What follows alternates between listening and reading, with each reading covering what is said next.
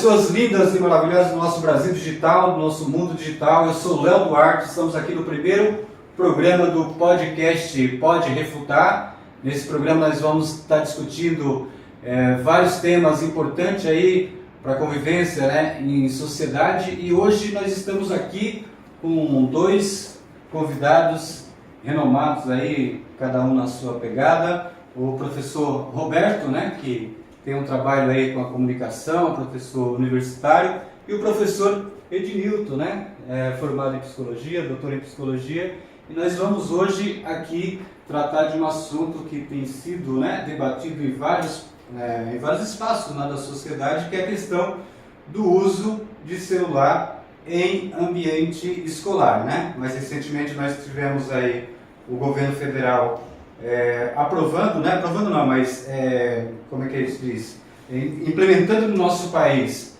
a legislação que diz respeito à regulamentação do uso de aparelhos eletrônicos dentro de sala de aula, e aí nós vamos fazer esse debate hoje. Mas antes disso, eu gostaria que vocês pudessem se apresentar. Então, começar com o Ednilton, se pudesse falar com o nosso público aí um pouco sobre você, sua formação, fique à vontade. Bom, eu sou o Ednilton, como o Léo havia falado, eu sou psicólogo, sou doutor em psicologia, esse tema, para mim, é bastante caro porque é um assunto que eu tenho estudado há muitos anos. Interessante que eu comecei a tomar contato com esse tema já em 1998, 1999, que a gente já começava a fazer algumas discussões. Então, eu estou bastante satisfeito em poder estar aqui com todo mundo, compartilhar com meus colegas a discussão desse tema. Perfeito, obrigado. Roberto, fala um pouco, o que você acha que motivou a criação dessa lei? A gente sabe que tem um debate internacional em torno desse tema, mas aqui no Brasil especificamente, o que o senhor acha que levou as autoridades, né, do Legislativo, do Executivo, pensar na implementação dessa lei no nosso país? Meu nome é Roberto Joaquim de Oliveira, eu sou professor universitário, mestre e doutor em comunicação pela Universidade Metodista de São Paulo. E essa é uma pergunta bastante interessante. Eu acho que é um sinal dos nossos tempos. Nós caminhamos muito, trabalhamos muito, temos muitas dificuldades sociais, desigualdades sociais, e o que acontece quando a tecnologia chega é que ela vai ocupando um espaço da família. Essa é uma questão para mim muito interessante. Nós vivemos hoje um problema bastante sério de encontro familiar, né? De encontro social, a gente não consegue sair para ver um filme, é muito caro, a gente não consegue sair para ir para uma escola com atividade cultural, são raras as vezes que a gente faz isso. Então essa medida do governo, ela vem para dizer o seguinte: olha, nossas crianças estão vivendo a partir do celular, da experiência do celular está mais rica do que a experiência na escola, e aí quando eles vão para a escola, eles querem ficar no celular. E eu até tenho alguns exemplos, por exemplo, a gente trabalhou durante bastante tempo com o ensino fundamental, nos últimos 3 anos pelo menos, e a gente viu algumas mães chegando na escola e a criança falou: mãe, eu não quero entrar agora. Por quê? Porque eu não terminei meu joguinho. Por que isso acontece? Porque a criança passa, né, bastante tempo frente a essa tecnologia que agora está nas nossas casas. Isso dificulta a relação. E a relação na escola é uma relação de aprendizado. Então, se você não tem uma atenção voltada para o seu aprendizado, isso dispersa, né? Faz com que ela disperse. Então, essa necessidade hoje é uma resposta a um problema muito sério que a gente vive com relação à chegada das novas tecnologias. Legal. Agora, Ednilton, você acha que é necessário mesmo uma regulamentação a partir da lei? Essa discussão, ela não teria que ter sido feita dentro do ambiente escolar? Ou essa discussão já havia sido feita e esse processo de discussão a partir da lei é fruto dessa identificação da necessidade de conflitos, por exemplo, dentro da escola, com relação ao uso de celular? Sim. Eu gostaria de destacar que essa discussão não é nova. Você vai encontrar um projeto de lei que foi apresentado em 2007, que proibia a utilização de telefone celular. Em 2007, nós não tínhamos ainda avançado tanto nessas questões que nós temos hoje, redes sociais. Isso era uma coisa bastante incipiente e já existia. Então não é nova essa ideia, essa possibilidade de a gente poder ter uma lei que faça essa restrição. Essa lei de 2007 ela acabou sendo arquivada em 2011 e foi colocada novamente por um outro legislador em 2015. Então, essa lei que nós temos hoje, que foi sancionada agora pelo presidente em janeiro, ela foi apresentada como um projeto de lei, como um PL, em 2015. Então, veja, de 2015 a 2025 temos 10 anos, né, de debate, de discussão. Então, ela, de maneira alguma, ela foi pouco discutida. E nesse sentido, eu quero concordar com o Roberto com relação à invasão dos espaços privados pela tecnologia, que ela vai efetivamente atuando de tal maneira que ela passa a substituir uma série de coisas, uma série de funções até da própria pessoa. Então, nesse sentido, a vinda de uma lei como essa, e se você observar, não é no Brasil, em outros países também, isso já Na França, na Inglaterra, antes nos Estados Unidos. Então, quer dizer, eu penso que as pessoas, acho que o mundo está começando a perceber, igual o cigarro, sabe? O cigarro, antigamente, as pessoas fumavam, Dentro do ônibus, no restaurante. Tranquilo, tem lugar de fumar, né? E hoje não, hoje chegou o momento que as pessoas se deram conta de que isso não é legal, de que isso faz mal. Então, acho que nesse momento há um movimento no mundo, poderia dizer assim, né, que notou que isso não está bacana. E aí, especificamente falando da sala de aula, se você não tivesse uma lei dando essa autoridade para os agentes de formação, e agentes de formação quer dizer professores, diretores, coordenadores pedagógicos, a pessoa que faz a organização lá no pátio da escola, sabe, normatizando a situação, não haveria possibilidade de você efetivamente dar para essas crianças e adolescentes uma experiência alternativa a essa que ele já está acostumado. Tem algumas gerações que estão aí, elas já nasceram conectadas. Então, elas precisam, e a escola é importante para isso, né? Elas precisam de outras experiências que não sejam apenas essas experiências de conexão com a internet, com as redes sociais. Então, só que para isso, o professor, vou falar especificamente do professor, mas eu entendo com os agentes educadores de maneira geral.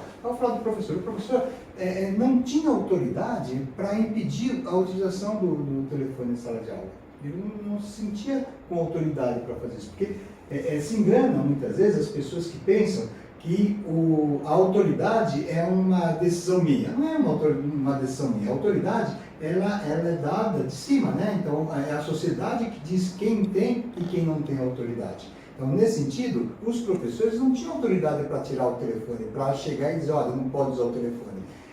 E eu falo isso, né? Até de experiência própria.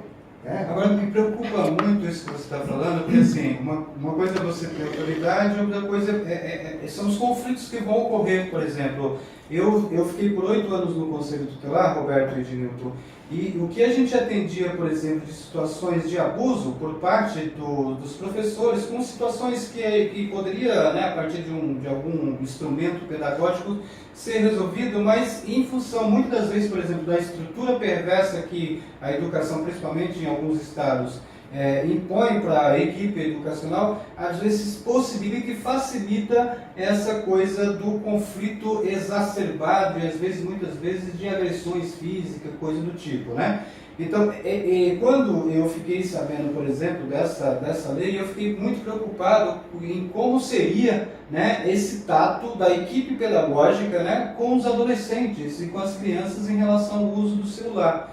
E eu acho que se a gente não tiver né, uma metodologia, um processo de construção, né, para fazer essa transição de como era e como será a partir de agora, nós vamos ter, não que o conflito não seja interessante, né, não que um conflito não faça parte, mas se a gente não tiver uma metodologia, o conflito pode ser uma coisa que prejudica as relações, né?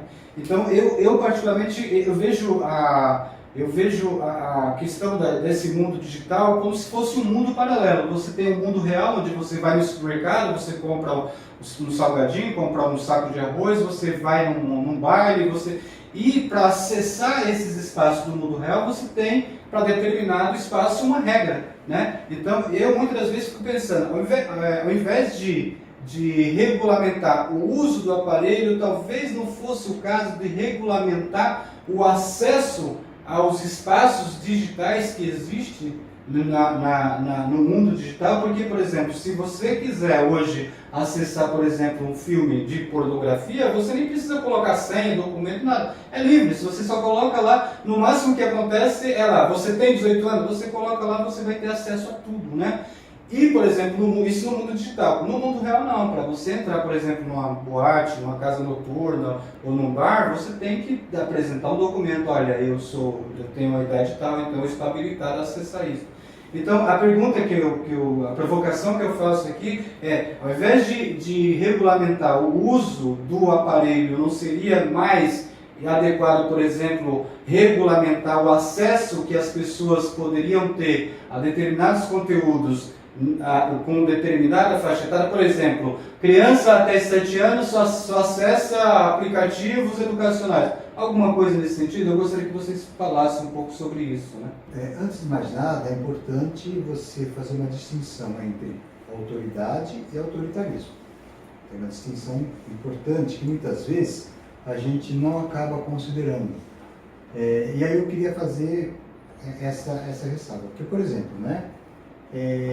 O que é autoridade? Então, imagine que você esteja numa casa e essa casa começa a pegar fogo, tá certo? Então você está com as pessoas lá, aí chega o corpo de bombeiro. Chega o comandante do corpo de bombeiro e fala, olha, peraí, ó, faz uma fila aqui, você para cá, você não vai atender ao que ele está pedindo? Sim. Por quê? Porque ele tem autoridade no que ele está falando. Porque se eu não deixar para ele, a gente se embola um no outro e ele não, ele sabe o que está. Então ele tem autoridade. Ele está sendo autoritário? Não. Ele está agindo com autoridade? Sim. E se você não quiser seguir, que ele vai falar, não, você não pode, você tem que seguir. Você vai... Então isso é autoridade. Autoritarismo é aquilo que a gente viu lá no Ateneu. Né? Quando você tem uma escola cujo objetivo é você, não você atender exatamente para a formação, para a educação, que vise uma autonomia, para a transformação de um sujeito que seja obediente, é diferente, tá certo? E aí, obviamente, você vai ter sim, pessoas que têm, no uso da autoridade, o seu cotidiano, no seu dia a dia, ele pode, aí, por questões que a gente pode pensar, e aí a psicanálise vai nos ajudar bastante a entender, né? Por que ele transforma o uso da sua autoridade de maneira autoritária, tá certo? Mas tem uma diferença, tem uma distinção, né? E a autoridade é importante, é fundamental na família, como o próprio Roberto estava chamando a atenção, né? Então, o que nós vemos hoje é que as famílias estão sem autoridade, né? Por quê? Porque a autoridade foi delegada às redes sociais. Então, o que está sendo dito na rede social, o que se diz na rede social é a verdade. Eu estou lá em sala de aula e assim, eu vejo isso muito no dia a dia. Eu estou lá em sala de aula, eu digo alguma coisa, o aluno vai conferir o que eu falei na internet para ver se... Quer dizer, não é o que o professor está falando, o professor não tem autoridade. Quem sabe é a internet. E uma vez, teve uma aluna que veio questionar um conceito que eu estava trazendo, né? E eu perguntei, não, tudo bem, acho que tudo que a gente fala aqui, você pode refutar, certo? Tudo é possível de ser refutado. Agora, com base no quê? Ela mostrou, ela estava usando a Wikipedia. Eu falei, puxa, mas a Wikipedia não é uma fonte confiável. Então, tem que tomar cuidado. Mas aí é que está. Quer dizer, a Wikipedia sabe e o professor não sabe. Entende? Então, quer dizer, é dessa autoridade que eu estou falando. Então, essa autoridade, por que o professor chega para o aluno e fala, olha, não use o celular? Porque a autoridade investida que ele tem diz o seguinte, olha, para que você possa aproveitar melhor a aula, você tem que se concentrar no estudo, ao invés de você ficar... Isso tem muito a ver, né? Desde 1900, desde a década desde o século XIX, com o Wundt, criando a psicologia científica, o Wundt, no século XIX, dizia: a consciência não pode ser dividida. E não pode mesmo. O aluno que está lá na sala de aula com o telefone, chegou uma mensagem, ou ele quer ver um vídeo, o momento que ele ficou lá 5, 6 segundos, ele quebrou a vinculação que ele tinha com aquilo que o professor estava falando. Então, aquilo que o professor estava falando já não faz mais sentido, porque ele perdeu. E parece que os aparelhos eles são criados exatamente para tirar a atenção, né, do mundo em volta, né? Agora, Roberto, deixa eu te perguntar uma coisa. O que se fala muito por aí sobre a lei é de que a lei veio para proibir o uso do celular. E se a gente for pegar a lei, né, a lei nacional, a lei federal, a gente vai perceber que, na verdade, ela regulamenta, porque o aparelho de celular ele pode ser utilizado no ambiente escolar com fim pedagógico, né? Então, como que você acha que o celular pode ser utilizado nesse sentido? Então, como uma ferramenta pedagógica, né? Essa é uma pergunta fundamental.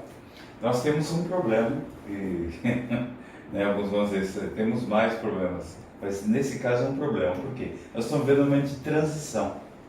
Então nós temos, eu estou me apoiando no estudo da Universidade de Columbia, nos Estados Unidos, eles dizem que a gente está vindo no mesmo período histórico, um sujeito analógico, quer dizer, o sujeito que está com a relação com a discussão da enciclopédia, está aprendendo no caderno, escrevendo, tal, não tem utilização de tela a não ser da TV, né? Então você tem um ambiente que é o analógico, você tem um sujeito que é analógico digital, que a formação dele foi na enciclopédia, foi na escola tradicional, mas ele está se acostumando com a internet, está sabendo utilizar tal, esse ambiente virtual, e tem aquele que é digital. Então, o sujeito nativo digital é um momento muito difícil, porque você vai falar assim, não, vamos proibir. Mas vai proibir o quê? Se esse cara, esse terceiro nativo digital, ele já é digital, ele já nasceu com esses avanços tecnológicos. Ele não vai precisar ter um processo de amadurecimento como teve o analógico para o analógico digital. Então a gente tem 3 tipos de pessoas convivendo nesse momento histórico. Isso é importante para a gente, que cria uma confusão mesmo. Mas se eu for pegar do seu ponto de vista da lógica, eu vou dizer assim, como assim? Eu estou impedindo esse cara que é analógico, que é nativo digital, a não usar os mecanismos, as ferramentas do período dele? Estou trazendo ele para trás? Estou puxando ele para trás? É isso que eu quero fazer? E não é isso.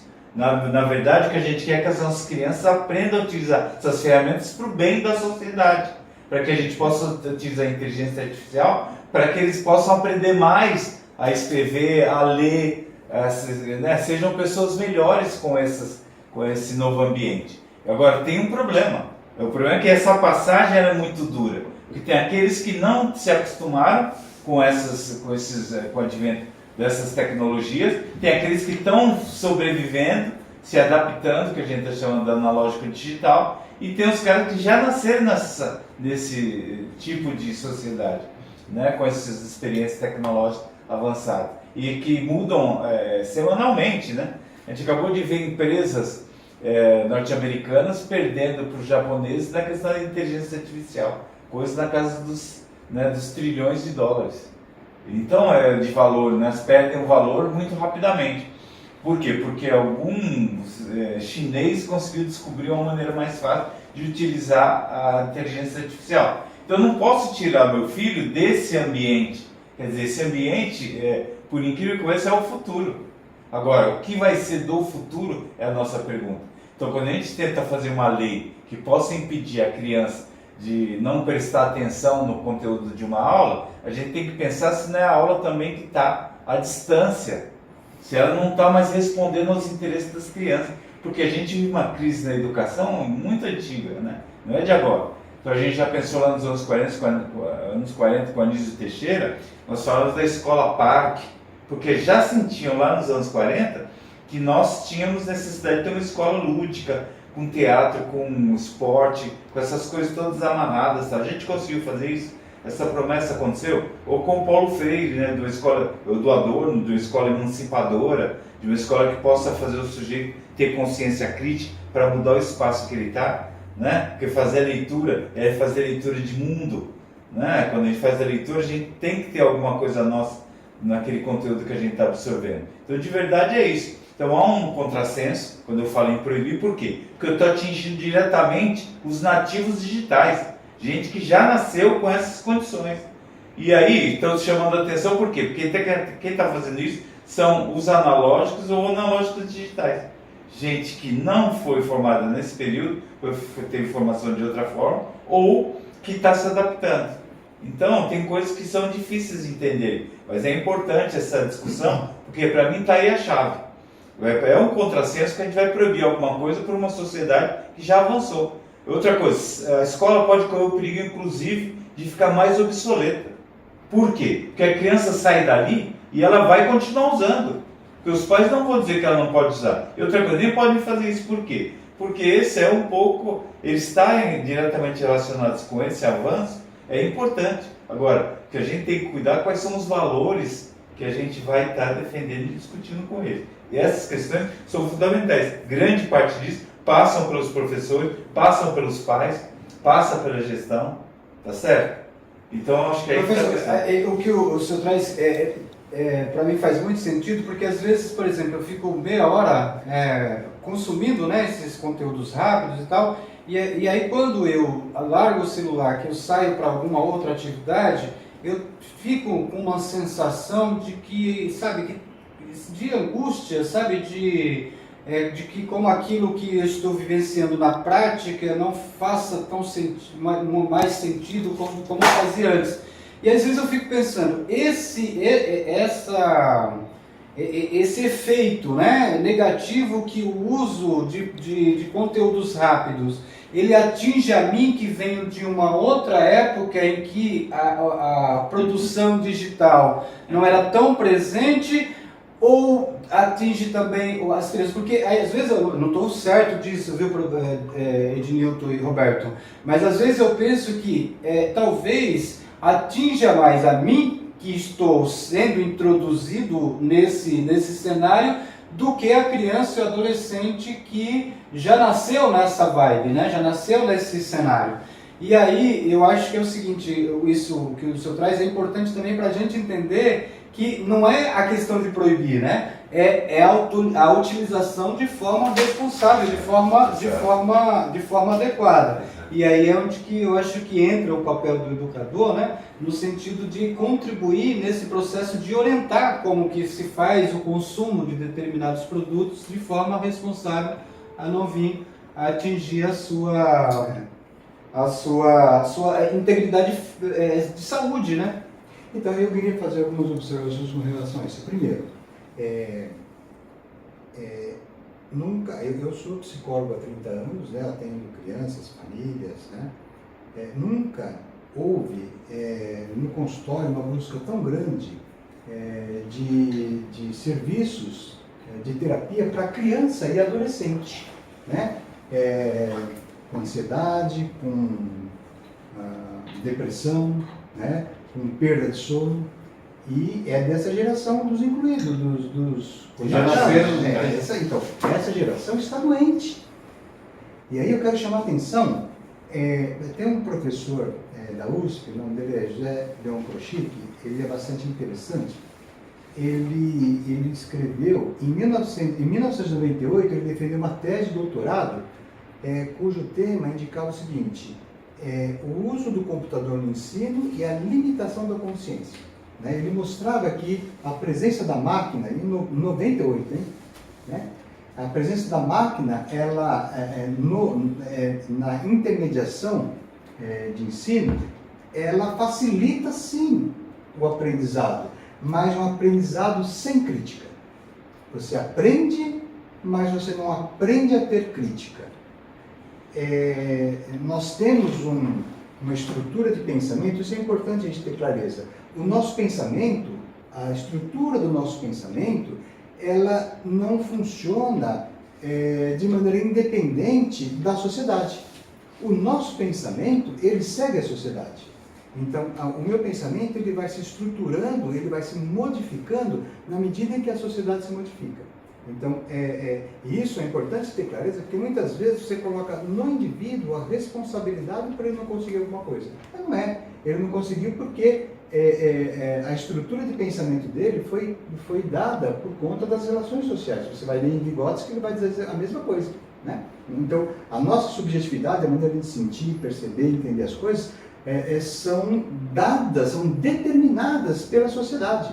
Não é que a sociedade influencia, não. A sociedade determina. E aí eu faço uma outra observação em relação à questão do progresso. Pode refutar. Claro, pode refutar, com certeza. Né? Eu estou refutando o que vocês estão defendendo, tá certo? Veja, o Freud, ele foi um dos primeiros a ter telefone, né? No consultório, na casa dele, né? E ele dizia, ele escreveu isso, né? Um dos textos lá está escrito, olha, o telefone é um invento maravilhoso, né? Ele é fantástico, eu posso falar com uma pessoa que não está aqui, né? Eu posso falar com uma pessoa que ela não está. Aí ele falou, mas até que ponto será que a possibilidade de eu falar com uma pessoa que não está aqui cria mais condições para me afastar das pessoas que eu gosto? Então veja, e o Nietzsche também, né, discutia a questão do progresso, né? Ele já lá atrás, né, antes mesmo do Freud, claro, né, ele já trazia questões relacionadas a essa ideia do progresso, porque o progresso ele entra como algo que é inerente à existência. Só que a gente tem que pensar o seguinte, né? Esse progresso ele está atendendo a qual objetivo? Ter pessoas, que o pessoal fala conectadas, atende a quais interesses? Porque veja, eu posso dizer, e já existem muitas literaturas que mostram efetivamente um aumento de crianças precisando de terapia. Essas crianças deviam estar brincando, não fazendo terapia. Não deviam estar fazendo terapia, mas por que ela vai para o consultório? Porque olha, eu não gosto de fazer muito alarde, mas inclusive crianças, isso que eu fico impressionado com isso, porque criança, não só com ideação suicida, mas criança praticando suicídio. Estava outro dia na faculdade, uma aluna chegou e falou, professor, eu preciso sair da aula, porque eu preciso pegar meu filho agora, porque o coleguinha dele cometeu suicídio. Gente, criança cometendo suicídio? Será que isso pode ficar ao léu? Então, e é isso que eu quero dizer, que a utilização das telas, você não pode simplesmente dizer, olha, mas a tela está aí, você usa, não é assim. Não é assim, porque, vou me falar da psicanálise novamente, você tem uma diferença entre desejo e o querer. O desejo é uma coisa, o querer é outra. O querer, ele passa ele tem um elemento decisório que passa pela racionalidade, que o desejo não tem. Então, se o desejo está ali, e tem mais uma questão, né? O desejo, ele, muito embora ele venha do indivíduo, ele se manifesta no indivíduo, o desejo não é produzido pelo indivíduo, o desejo é produzido de fora. Então, é fora que produz o desejo. A psicanálise nos mostra que o que nós temos é um impulso. O impulso é solto. Agora, a sociedade que vai plasmar o desejo. Então, veja, nós temos uma sociedade que plasma o desejo das pessoas de estarem vinculadas à questão da tecnologia, da internet, das redes sociais. Tá certo? Então, acho que tem, quando eu falo, só para poder concluir o pensamento, né? Quando eu falo que a lei proibindo devolve a possibilidade de você regulamentar isso, é exatamente nesse ponto que eu quero dizer. Olha, vamos criar uma outra condição para as crianças entenderem que existem outras maneiras de conviver, olho no olho, pegar na pele, discutir que não seja por telefone. Não dá para você simplesmente Se você não tem uma possibilidade de eliminar essa questão da utilização do celular, as crianças vão continuar cada uma. Não adianta você falar assim, mas você tem que ter uma criatividade. Haja criatividade, né? Haja criatividade do professor. Porque o que o professor pode oferecer em sala de aula que seja mais desejável do que o celular para a criança e para o adolescente? Não tem, praticamente não tem. Então, mas aí eu acho que onde parte a minha maior preocupação, né? Porque assim, a questão não está em proibir o acesso, no meu entendimento, ao acesso ao celular, ao tablet, ao computador, mas de regulamentar o que as pessoas vão acessar, porque é isso que eu trouxe mais antes, que se você tiver um aparelho de celular com sinal de internet, você entra numa sala de jogos, né, de azar, né, os triguinhos da vida, coisa do tipo.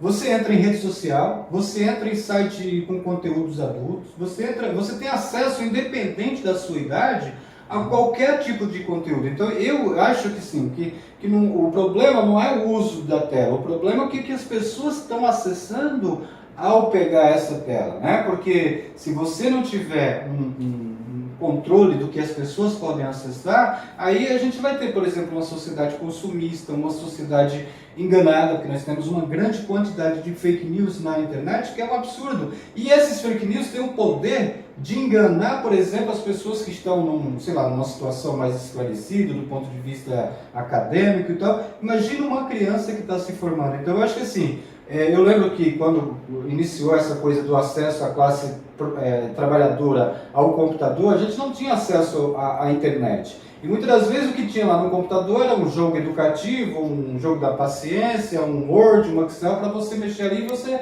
ficava atento àquilo e aprendia alguma coisa. Hoje em dia não, a primeira coisa que você pega no celular, às vezes você pega no celular para pegar o telefone de alguém, aí você vê a notificação de uma postagem que foi feita pelo fulano de tal. Então, o algoritmo, né, que é feito, ele não tem, por exemplo, esse algoritmo aqui é para criança, para atrair a criança para produtos educativos. Não, esse aqui é para adultos, atrair adultos para jogos. Não, na verdade é um algoritmo perverso, né, que leva, inclusive, as crianças para consumir produtos que levam, por exemplo, a ela passar por uma situação de sofrimento emocional, inclusive chegando a ponto de suicídio ou coisa do tipo, né? Então, a minha preocupação é mais nesse sentido, né, de como nós podemos avançar para regulamentar, lógico, preciso regulamentar o uso do aparelho, mas é preciso regulamentar o conteúdo que está à disposição das pessoas, seja ela adulta, seja ela criança, ou seja ela idosa e tal, né? Mas eu gostaria de trazer um pouco a discussão sobre a questão prática dentro do ambiente escolar, né?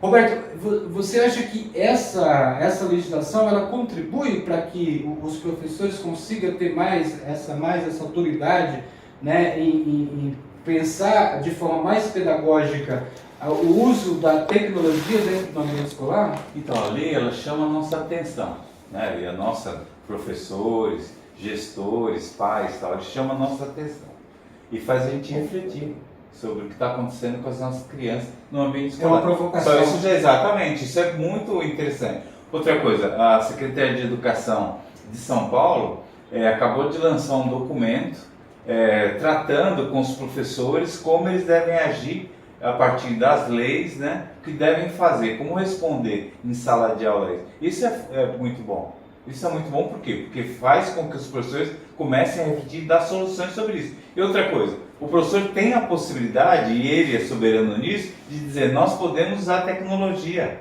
Então não é só um problema, vamos tirar e acabou e ninguém vai usar. Não é isso. É importante exato, ficar bem claro isso. Porque quando a gente começa a falar, a gente fala assim, não, a internet é totalmente ruim. O ambiente virtual é totalmente... Não é verdade, né? Então tem muita gente hoje aprendendo outros idiomas com Duolingo.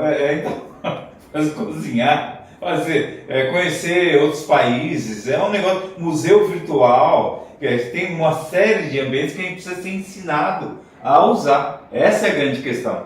Então esse nativo digital ele tem que ser ajudado a entender esse universo em que ele está, em que ele já nasceu e está introduzido. E ele faz isso com muita agilidade. Por quê? Porque hoje é muito tranquilo a gente ir num restaurante ver um bebê os pais comendo, conversando, tal, dando risada, e o bebê lá olhando Peppa Pig, os desenhos animados, as músicas, e sorrindo e tal. É comum isso, né? Muitos dos que estão assistindo aqui devem ter filhos, sobrinhos, tal, netos, e presencia esse fato, né?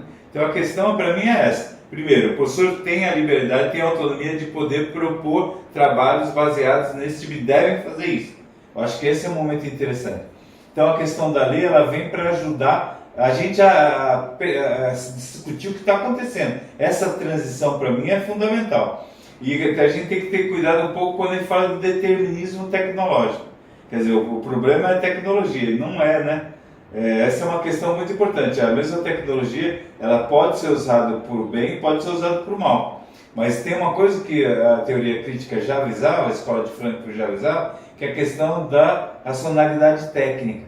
Então a gente usa todo o conhecimento da humanidade para fazer mal para a humanidade, né? Então a gente cria o avião para transportar as pessoas, esse avião vai ser utilizado para bombardear cidades. A gente cria o drone vai jogar bomba na casa das pessoas. E isso eu concordo com o Ednilson.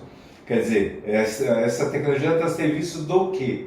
Né? O que ela vai trazer de benefício e de consequência para a sociedade que a gente vive? Isso que é fundamental. E outra coisa, as nossas crianças têm que estar preparadas para dar resposta a essas contradições. Por quê? Porque nós estamos numa sociedade em que o lucro é o fundamental, não é a pessoa. A pessoa, no geral, é um número. Então bastante cuidado quando a gente olha nesse sentido. Por quê? Porque essa transformação é fundamental. Nossas crianças precisam continuar agentes críticos, porque eles que vão transformar o mundo. De verdade, eles são o futuro, né? Eles são o futuro. Agora, Edilton, a lei ela foi pensada, ela foi aprovada e entra em vigor esse ano, no primeiro dia de letivo. Isso. E aí é uma lei federal, né? Então vai ser estabelecida essa regra para todo o território nacional. Só que não tem ainda muito material, né, a respeito de como que as equipes escolares vão lidar com essa situação, né? Nós temos alguma experiência em alguns estados, aqui em São Paulo, mais recentemente, o governo disponibilizou um material que me parece que não é muito, né, indicador daquilo que pode ser feito frente aos conflitos, né, frente como é que vai ser recolhido esses celulares, se vai ficar na mesa do professor, se vai ficar no armário, ou seja, está muito confuso ainda, principalmente para as equipes pedagógicas, né? Só que o Instituto Trajetória tem se preocupado com essa coisa, inclusive pensado numa cartilha. Nesse sentido, eu gostaria que você falasse um pouco sobre essa cartilha.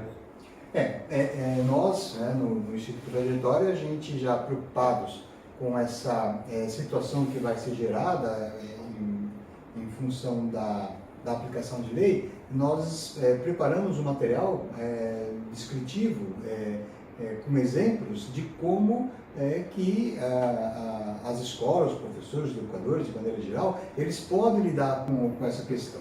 Então, nessa cartilha, a gente discute pontos da lei, apresentamos possibilidades de atividades que podem ser feitas, inclusive se utilizando do celular, porque é isso, né?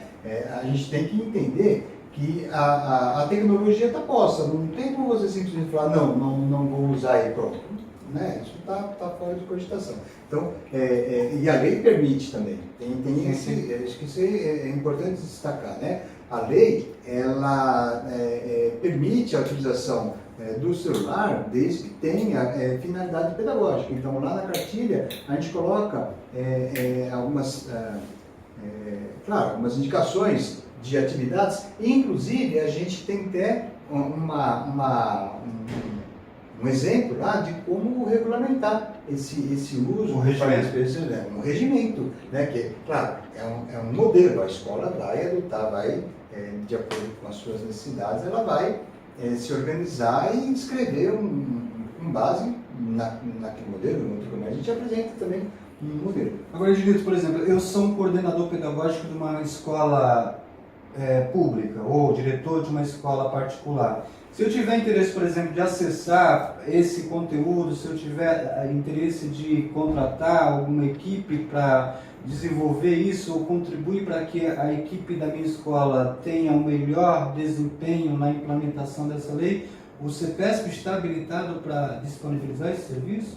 Sim, o CPS, o Instituto Trajetória, estamos todos preparados para trabalhar com essa demanda, sim, com certeza. Desculpa, eu confundi CEPESP com o Instituto Trajetória, mas são duas organizações que têm estão habilitadas, claro, com certeza, para a gente poder enfrentar essa situação. A gente, inclusive, tem recebido bastante convite para ir nas escolas fazer uma palestra. A gente tem uma palestra estruturada de mais ou menos 50 minutos, 1 hora, que a gente oferece gratuitamente para os professores, né? Para poder discutir um pouco, para poder apresentar as ideias, porque é uma situação que gera mesmo angústia. Né? Ou seja, a gente aqui em 3, a gente tem uma série de coisas para discutir, para falar, e que, né, e imagina isso, né, ampliado numa escola. E o pessoal que estiver nos assistindo agora pode entrar em contato através do quê? Sim, nós temos o site do Instituto Trajetória, que é www.institutotrajetória.com, isso. E as nossas redes sociais também, né? Nós temos o Instagram do Instituto Trajetória, que é o @Instituto Trajetória, e as nossas redes. Legal, tem o... as nossas redes. Pelas redes sociais. Pelas redes vai acessar contato de telefônico, sim, informações mais detalhadas, sim. Legal. Se quiser, tem o telefone do Instituto. Que está no site também, né? Só acessar o site que vai acessar conseguir... o site, isso, você entra em contato tanto pelo telefone, quanto pelo WhatsApp ou pelo e-mail, enfim, né? O que não vai ser difícil vai ser contratar a gente. Perfeito. Roberto, estamos já encaminhando para o final, eu gostaria que, se você pudesse falar um pouco sobre como que as pessoas, né, envolvidas dentro do ambiente escolar pode se organizar para receber as crianças, os adolescentes nesse primeiro momento, né? Se você tem alguma perspectiva de como que pode minimizar esse conflito mais aguçado, né? Eu acho que é importante essa discussão. Por quê? Porque as crianças vão voltar das férias, elas já estavam utilizando celulares nas escolas, e elas utilizam em casa, utilizam na rua, em todo lugar, no shopping e tal. Faz parte do dia a dia. A escola vai criar um ambiente em que essas crianças vão deixar o celular à margem, né, por um tempo. Então, até que o professor possa dar uma atividade que possa utilizar, mas vão ter que deixar. Então, isso cria um choque. E aí é importante esse momento de acolhida quando eles chegarem, de explicar isso e chamar a participação das crianças. Mostrar qual é o verdadeiro problema e fazer com que as crianças deem sugestões para resolver isso. Trabalhar com o protagonismo infantil. Não fazer com que essa decisão seja uma coisa que venha de cima para baixo. A relação professor e aluno é importante, essa comunicação horizontal. Ela é fundamental para o convencimento. E outra coisa, para acolher a participação. É importante que a criança perceba que ela pode se envolver em questões importantes da vida da escola e ela ajuda a resolver esses problemas, até com soluções muito criativas. É importante isso. Eu me lembro de uma atividade que nós tivemos na Secretaria de Educação de Diadema, em que as crianças usavam um podcast para falar sobre bullying, cyberbullying, sobre cultura da paz no ambiente escolar. Então percebam, quando a criança é convidada para dialogar, muitas coisas criativas saem. Então é muito importante esse momento de acolhida, fundamental. Sim. Segunda coisa, a consciência da equipe gestora de que é um momento de transição. Só que eles estão trabalhando com 3 níveis de pessoas. Pessoas que são analógicos digitais e que são nativos digitais, que já nasceram nesse tempo. Esse é o tempo deles. O que a gente precisa fazer é um trabalho para que eles percebam isso de maneira crítica. Então é importante o envolvimento deles, porque isso vai formá-los para o resto da vida. Percebendo que o que eles pensam tem valor e o que eles pensam pode mudar a realidade deles. Então é importante chamá-los para isso. Eu acho que essa é a principal questão que a gente deve chamar. Eu vou te dar o nome, protagonismo infantil, envolvê-los nessa decisão. Não deixar essa ideia parecer que caiu de cima para baixo e que eles são, né, obrigados a seguir. Então não tem nada A questão é outra, a questão é de como nosso processo formativo está chamando a atenção de uma nova realidade, de envolvimento com telas, com conteúdos que podem ser problemáticos e que a gente precisa ajudar a resolver, né? Para que a educação deles, no final das contas, não seja jogada no lixo. Envolver outras atividades mais atrativas, né? E aproveito a oportunidade para agradecer a presença do Rony Costa, que está aqui atrás das câmeras, né? E que também desenvolve um trabalho muito importante, né, sobre a questão da musicalização como um meio pedagógico, né? E eu acho que essa coisa da escola não ser um ambiente, por exemplo, atrativo, propicia muito essa coisa de colocar o adolescente muito mais tempo na tela como devia, né? E aí eu acho que nesse... Só para reforçar uma coisa. Não diria que sim, eu não considero a escola um lugar que é pouco atrativo. A escola pode ser um dos lugares mais atrativos. E outra coisa, na prova de tudo isso somos nós que estamos aqui. Quer dizer, o bem que a escola fez para a gente continua fazendo. Então acho que isso é interessante. A escola, ela é um lugar maravilhoso. Só que a gente precisa saber o que a gente está fazendo com a escola, né? O que é que a gente pode dar de qualidade nesse ambiente, inclusive no ambiente tecnológico, o que a gente pode dar, a inclusão na literatura, o envolvimento nas ciências exatas, nas ciências naturais, biológicas. Então essa é uma questão bastante importante para a gente. E no fundo é isso, né? Não é que a escola é um problema, a escola não é um problema não, a escola pode apresentar alguns problemas porque a gente vive numa sociedade que tem muitos problemas. E Ednilton, desculpa, Ednilton, e essa lei ela tem um público-alvo, né? Então, por exemplo, o pessoal da universidade não vai ser atendido com essa legislação. Não, é a educação básica, que vai da pré-escola, ensino fundamental 1, fundamental 2 e ensino médio. Legal. Perfeito. Então, agradecer mais uma vez o Rony Costa, que está nos ajudando nesse processo de gravação, de captação de áudio, de imagem. Foi um prazer tê-lo conosco. Muito obrigado, Ednilton. Muito obrigado, Roberto. Obrigado. Esse é o Refutar. Pode refutar, fiquem à vontade. Um prazer estar com vocês aqui. Mas antes de finalizar, gostaria que vocês pudessem fazer as considerações finais, começando com o Roberto. Pode ser, professor? Pode sim, claro. Eu acho fundamental um debate como esse. A gente precisa aprofundar, né, entender esse momento que a gente está vivendo.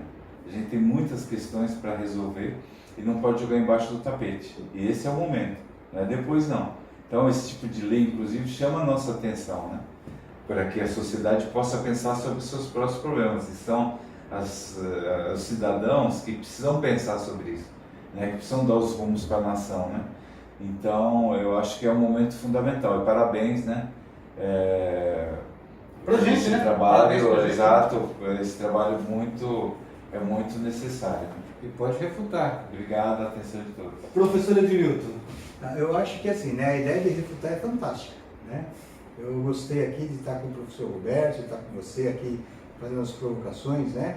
Obviamente, eu não consegui refutar tudo que eu gostaria. Ainda bem, né? Ainda bem, porque isso vai dar outros episódios, né, para a gente poder discutir, fundamentalmente a escola, né? Sim, Porque quando a gente fala de escola, a gente, na nossa cabeça, tem a impressão que a escola é um mundo à parte da sociedade. Não é. Nós temos uma escola, esse modelo de escola é um modelo recente. O que nós chamamos, esse modelo que nós temos, escola, é uma escola capitalista. A escola capitalista, ela tem como objetivo não só ensinar as disciplinas, mas ela tem o objetivo de disciplinar também, né? Então acho que a gente tem que falar de que escola que nós estamos pensando, né? Então acho que por conta disso, eu acho que vamos ter que ter outros episódios, né? Sim, para que eu possa efetivamente e o professor Roberto também, né? Um refutando o outro, né? Que acho que isso que dá o andar para a coisa, que é o objetivo do nosso podcast, né? E nós estamos em 3 elementos aqui, mas tem o quarto Tem o elemento, quarto que é o André ainda, Félix, que infelizmente é. não pôde estar hoje, mas com certeza nos Sim. próximos... Refutando com a gente. refutando com a gente. Então, aproveitar e falar com vocês, vocês que ainda não é inscrito no canal, vai lá, aperta o sininho, faz a inscrição E não esqueça de acessar @Instituto Trajetória, que é a nossa página no Instagram. Lá vocês vão ter acesso à cartilha, né, que o Edilton acabou de falar aqui, onde a gente vai ter orientações sobre como lidar com essas situações dentro do ambiente escolar, né, orientação para a equipe pedagógica, para os pais, para os próprios adolescentes, né. Então não deixe de se inscrever no nosso canal, fazer o joinha lá, dar o like, enfim. É isso aí, muito obrigado por mais esse encontro com vocês aqui. Um grande beijo e até a próxima. Valeu!